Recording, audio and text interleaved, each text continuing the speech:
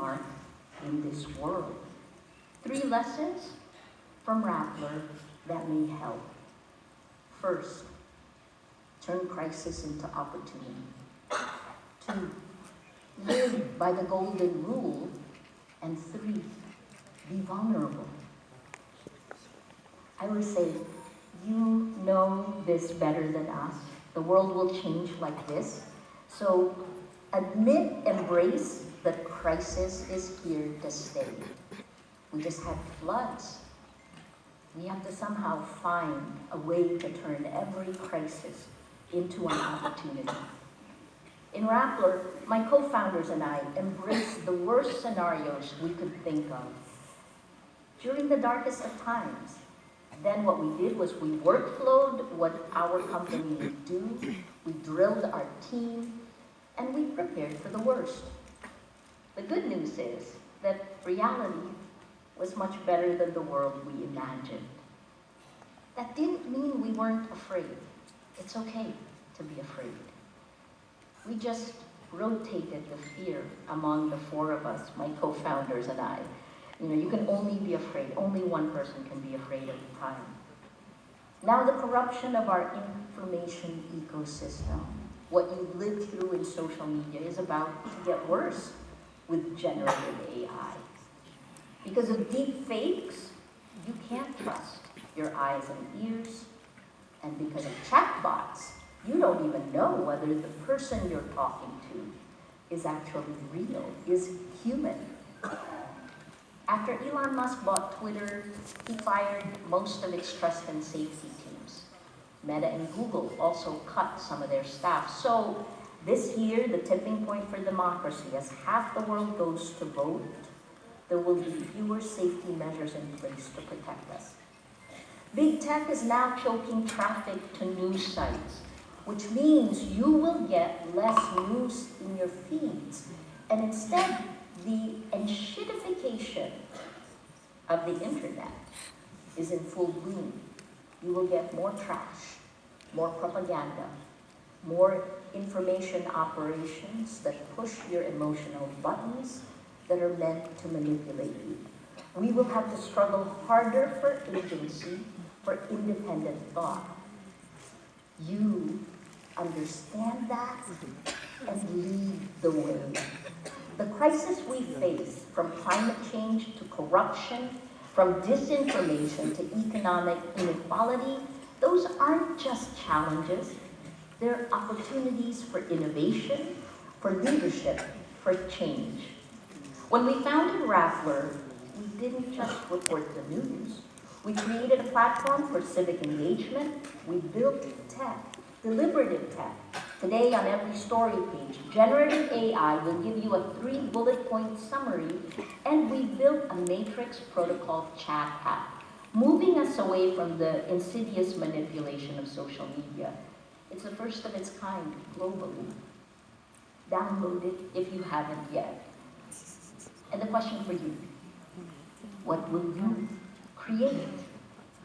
How will you turn the crisis you see into opportunities for a better Philippines? 2, live the golden rule. That somehow seeped into who I was from when I was a kid going to Mass every day. Do unto others as you would have them do unto you. When we were under attack in Rappler, it was easy to blame everyone, to demonize everyone, to take a scorched-earth policy and verbally attack a murderous leader. And the others who stayed silent and enabled him to blast our judicial system. But we understood fear. We knew what it could do. It is real. And I didn't think our values as Filipinos had changed. After all, the Philippines is one of the first signatories to the Universal Declaration of Human Rights. When you get angry, hold back.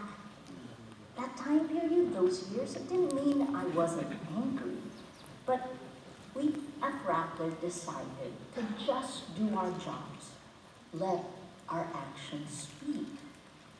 Burying my anger at the injustice I had to accept and still have to accept today, may have been one of the toughest things I've ever done, but I live by the golden rule. That pushes us away from fear, anger and hate, from tribalism, from looking at us against them. The more contentious the issue, the more we need to lower the temperature and do unto others as we would have them do unto you.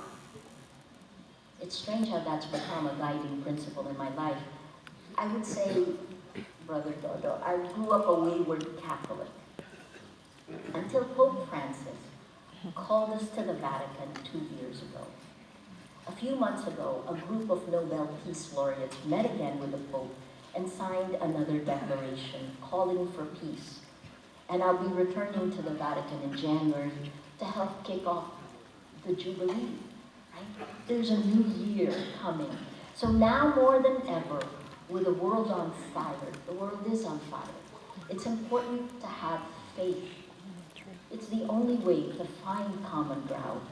Because the only side to take in any war is peace. That starts with compassion, putting yourself in another person's shoes. There's a word that goes beyond empathy in South Africa, Ubuntu. I am because we are. It's a deeper faith in another person. And in order to get there, we have to lower our shields, which leads us to 3. Be vulnerable. You've accomplished a lot to be here today. The years you've been in college have changed so much, right? You might think being vulnerable is weak, and it's hard for you to trust because you grew up in the toxic sludge of social media. But in every relationship, in every negotiation, in order to move forward and accomplish anything meaningful, someone lowers their shields first, drops their defense mechanisms, lowers that ego. Then others follow. Let that person be you. Because when you're vulnerable, you create the strongest bonds. You restore trust and the ability to find creative solutions to intractable problems. You become resilient and enable the most inspiring possibilities. So, to the future leaders, entrepreneurs, artists, and change makers here, this is why you're in Benil. Be vulnerable. Let the art flow through you. Be open. This is your superpower. You are a generation with more access to information, more tools for connection, and more potential for impact than any other generation before you. But we are handing you a world on fire. Remember that you're not the victims, that fire is not going to determine your world, because you are the firefighters, the architects of a new world rising from the ashes. The challenges we face, the erosion of truth, the threats to democracy, the climate crisis, these are not just our problems in the Philippines. What you're living through is a global problem.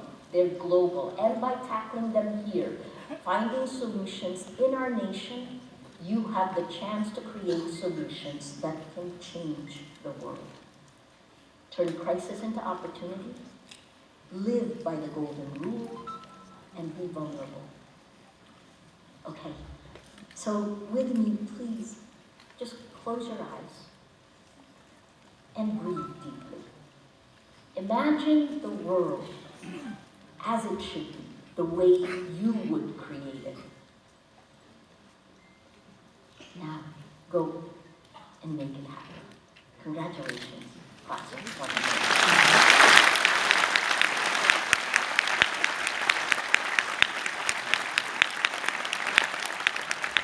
Thank you, Ms. Maria Ressa.